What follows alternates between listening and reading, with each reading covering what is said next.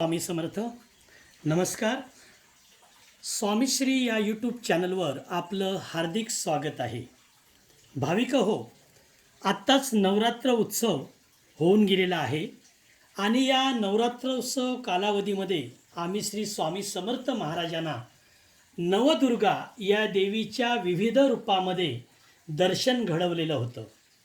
भाविक हो, कित्येक जणांचे आम्हाला फोन आलेले आहेत की श्री स्वामी समर्थ महाराज यांचा फोटो किंवा यांची पूजा आपण नवदुर्गा या रूपामध्ये कशी काय दाखवली, किंवा स्वामी समर्थ महाराजांना आम्ही देवीच्या रूपामध्ये कोणत्या वेशवर दाखवण्यात आलं याबद्दल विचारणा केलेली आहे.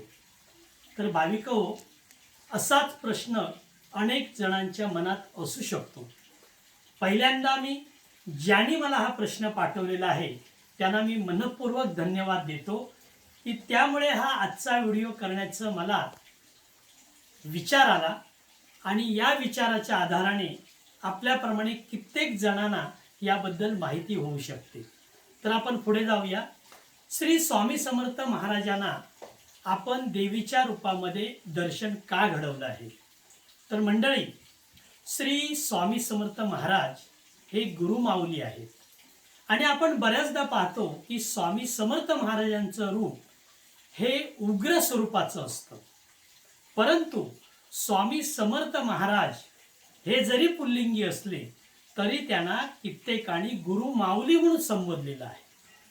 गुरुमाऊली यासाठीच की माऊली या शब्दाचा सरळ सरळ अर्थ आई असा होतो आणि आई या वाक्यामध्ये वात्सल्य आहे, प्रेम आहे आणि यामुळेच की काय भाविकांनी गुरुमाऊली असं संबोधलेलं आहे. आणि गुरुमाऊली या नात्यामुळे एक करुणारस निर्माण होतो आणि भाविकाची श्रद्धा आईच्या रूपामध्ये स्वामींकडे पाहण्यात मदत होते. भाविको, कित्येक जणांना जर भाविक संकटात असतील तर भाविक आपल्या स्वामी समर्थ महाराजांना गुरुमाऊली असं म्हणूनच आर्ततेने हाक देतात. आणि त्यावेळी जशी आई लेकराच्या हाकेसाठी धावून येते त्याचप्रमाणे स्वामी समर्थ महाराज आई अशी हाक ऐकल्यानंतर त्या संकटग्रस्त असलेल्या भक्तांच्या साठी धावून येतात आणि आपल्या भक्तांना संकटमुक्त करतात. असा हजारो श्रद्धावंत भाविकांचा अनुभव आहे. दुसरी गोष्ट सांगायची म्हणजे व्यावहारिक गोष्ट जर सांगितली तर आपल्याला जेवेळी ठेच लागते, ठेच लागल्यानंतर आपल्या हातून बाबा हा शब्द येत नाही, तर आपल्या मुखातून शब्द येतो आई ग. याचा अर्थच असा की बाबापेक्षा किंचितसं जास्त प्रेम बाळाचं आपल्या आईवर असतं. ज्यावेळी बाळ आपल्या आईला आई अशी हाक देते त्यावेळीच आईला पान्हा फुटतो. हा सुद्धा निसर्गाचा नियम आहे. आणि हेच पाहणं वारकरी संप्रदायामध्ये सुद्धा ज्ञानेश्वर महाराजांना जरी ते पुल्लिंगी असले तरी ज्ञानेश्वर माऊली असं संबोधलेलं आहे. अशाच प्रकारे स्वामी समर्थ महाराजांना माऊली, गुरुमाऊली असं म्हटलेलं आहे. गुरु शिष्य परंपरेमध्ये आपल्या शिष्याचं नातं सद्गुरू हे माऊलीप्रमाणे निभावतात, म्हणून गुरुना माऊली असा शब्द प्रयोग केलेला आहे. आता एक आध्यात्मिक जर गोष्ट सांगायची असल्यास स्वामी समर्थ चरित्रांमध्ये अनेक गोष्टी आपल्याला वाचायला मिळतात. त्यापैकी मी एकच गोष्ट सांगेन, अनेक गोष्टी आहेत. एकदा काही भक्त मंडळी, 100हून अधिक भक्त मंडळी अक्कलकोटमध्ये स्वामी समर्थ महाराजांबरोबर फिरायला निघतात. फिरता फिरता फिरता संध्याकाळ होते. सर्व भाविकांना भूक लागते, भुकेने व्याकुळ होतात. अशा वेळी त्या भाविकांमध्ये श्रीपाद भट्ट नावाचा एक भक्त असतो. तो स्वामी समर्थ महाराजांना म्हणतो, स्वामी, सर्व भुकेने व्याकुळ झालेले आहे, आता आम्हाला जरा सुद्धा चालवणार नाही. तर अशा वेळी आम्हाला काहीतरी खाणं गरजेचं आहे, पण या घरघोर अरण्यामध्ये आम्हाला कोण अन्न देणार आणि आमची भूक कशी शमवणार? त्यावेळी स्वामी समर्थ महाराज म्हणतात की वत्सा, तू घाबरू नकोस, तुझ्या सर्व भक्तांची काळजी घेणारा मी इथे आहे. त्यावेळी परत श्रीपाद भट्ट आपल्या स्वामी समर्थांना माऊली म्हणून हाक मारतात. माऊली, हे जरी सर्व खरं असलं तरी या घनघोर अरण्यामध्ये आम्हाला अन्न कसं बरं मिळेल? त्यावेळी स्वामी समर्थ महाराज म्हणतात, अरे तू माऊली म्हणून मला हाक मारली आहेस, अर्थात तुला जेवू खाऊ घालणं ही माझी जबाबदारी आहे. आणि स्वामी समर्थ महाराज म्हणतात, तो बघा त्या पलीकडे एक आंब्याचं झाड आहे, त्या ठिकाणी तुम्ही जा. त्या ठिकाणी एक मध्यमवर्गीय स्त्री तुमची वाट पाहत आहे, ती तुमची जेवणाची सोय करेल. लागलीच श्रीपाद भट आणि काही भाविक मंडळी त्या आंब्याच्या झाडाखाली जातात. तर त्या ठिकाणी मध्यमवर्गीय स्त्री उभी असते आणि तिच्या बाजूला स्वयंपाक बनवलेला असतो. त्या स्वयंपाकामध्ये पंचपक्वान्न असतात, मिष्टान्न असते. ती बाई ह्यांना म्हणते की आलात, बरं झालं. माझ्याकडे आज 100हून अधिक माणसं जेवायला यायची होती, त्यांच्यासाठी मी हा सगळा स्वयंपाकाचा घाट घातला, पण ही काही मंडळी आली नाही. आता तुम्ही आलाच आहात तर हा स्वयंपाक तुम्ही घेऊन चला. तुमची जी काही इतर भाविक मंडळी आहेत त्यांना सुद्धा हा स्वयंपाक द्या आणि पोटभर जेवा. त्यावेळी श्रीपाद भट्ट त्यांना विचारतात की माऊली, तुमचं नाव काय? त्यावेळी त्या नाव सांगतात की मी अन्नपूर्णा असं माझं नाव आहे. भुकेने व्याकुळ झालेली सगळी भक्त मंडळी मागचा पुढचा न विचार करता ते सर्व अन्न घेतात आणि ज्या ठिकाणी स्वामी महाराज आणि अन्य भक्त मंडळी बसलेली असतात त्या ठिकाणी येतात आणि झालेली हकीकत सर्व सांगतात. त्यावेळी स्वामी महाराज म्हणतात, बघा आज किती चांगला योगायोग आहे. आज खरं तर कोजागिरी पौर्णिमेचा दिवस आहे आणि अशा वेळी तुम्हाला प्रत्यक्ष अन्नपूर्णा देवीचं दर्शन झालं. अरे, तुमची भूक शमविण्यासाठी प्रत्यक्ष अन्नपूर्णा देवीने हा एवढा स्वयंपाक दिला, तिला नमस्कार तरी केला काय रे? त्यावेळी श्रीपाद भट खजील होऊन म्हणतात, महाराज, आमची भूक एवढी व्याकुळ होती की खरोखरच आम्ही या अन्नपूर्णा देवीला नमस्कार करायला सुद्धा विसरलो. त्याचबरोबर काही भक्त मंडळी त्या ठिकाणी जी गेली नव्हती त्यांना फार दुःख वाटते. अरे, आज ह्या चांगल्या शुभमुहूर्ताच्या दिवशी आपण अन्नपूर्णा देवीच्या दर्शनाला मुकलो. परत ते सर्व महाराजांची करुणा मागतात, महाराज, आम्हाला अन्नपूर्णाचं दर्शन घ्यायचं होतं, पण आता कसं होईल? त्यावेळी महाराज म्हणतात, काळजी करू नका. अरे, ब्रह्मा पण मीच आहे, विष्णू पण मीच आहे आणि शंकर पण मीच आहे. या चराचरामध्ये अनेक नावाने अनेक रूपाने मी नटलेलो आहे, पहा माझ्याकडे. आणि त्यावेळी स्वामी समर्थ महाराज आपल्या सर्व भाविकांना अन्नपूर्णा देवीच्या रूपामध्ये दर्शन घडवतात. सर्व भाविक खुश होतात. स्वामी माऊलीचा जय जयकार होतो.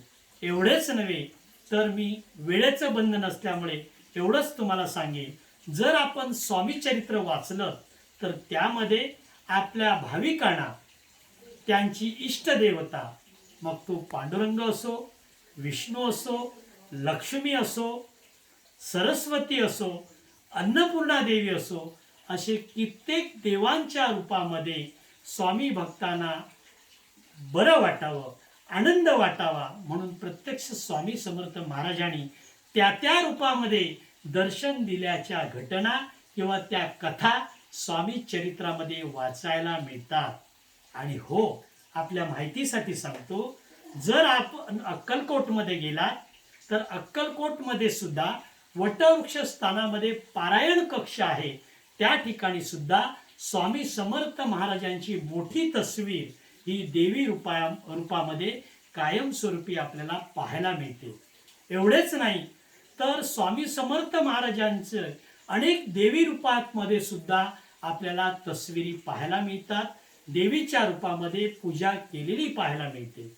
अजून एक सांगतो, मुंबईमध्ये गोरेगाव या ठिकाणी एक स्वामी समर्थ महाराजांचा छान मठ आहे. त्या ठिकाणी देवी स्वरूपामध्ये कायमस्वरूपी स्वामी समर्थ महाराजांचं आपल्याला दर्शन घडतं.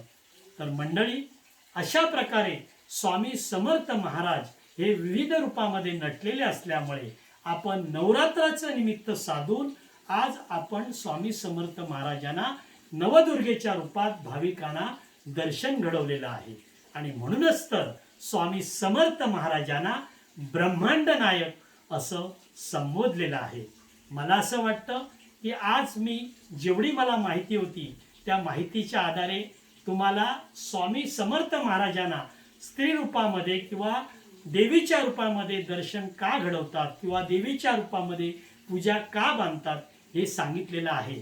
पण अधिक जर आपल्याला तपशीलवार माहिती पाहिजे असेल तर आपण स्वामीचे चरित्र जरूर वाचा किंवा थेट अक्कलकोट स्वामी समर्थ संस्थान या ठिकाणी आपण फोन संपर्क करून आपल्या प्रश्नाची शहानिशा करू शकता. दुसरी गोष्ट काही मंडळींनी मला विचारली की साड्या विविध रंगाच्या नेसवणं हे अलीकडे फॅड आलेलं आहे. मुलींमध्ये किंवा बायकांमध्ये किंवा जॉब सर्व्हिस करणाऱ्या महिलांमध्ये अलीकडे रोज नवरात्रीच्या काळामध्ये विविध रंगाच्या साड्या नेसवण्याचा आजकाल प्रघात झालेला आहे. आणि हा प्रघात गेल्या 15-20 वर्षातच झालेला आहे. मग असं असते वेळी स्वामी समर्थ महाराजांना तरी विविध रंगाच्या साड्या नेसवण्याचा हट्ट का? तर त्याचं असं उत्तर देता येईल की तसं जर पाहिलं तर स्वामी समर्थ महाराज असो किंवा अन्य देवी देवता असो, साड्यांचा रंग किंवा ते परिधान केलेल्या वस्त्रांचा रंग हा सुद्धा नक्षत्र आणि ग्रह म्हणजे ग्रहांचे वार याच्यावर अध्यात्मामध्ये सांगितलेला आहे. स्वामीच काय पण इतर देवदेवतांना सुद्धा वाराप्रमाणे वस्त्र परिधान करण्याचा एक प्रघात आहे. जसे रविवार लाल रंग, सोमवार सफेद रंग, मंगळवार केशरी रंग, बुधवार हिरवा रंग, गुरुवार पिवळा रंग, असे वाराप्रमाणे रंग सुद्धा नक्षत्र अभ्यासकाने किंवा ग्रह ताऱ्याप्रमाणे आपल्याला सुचविलेले आहेत.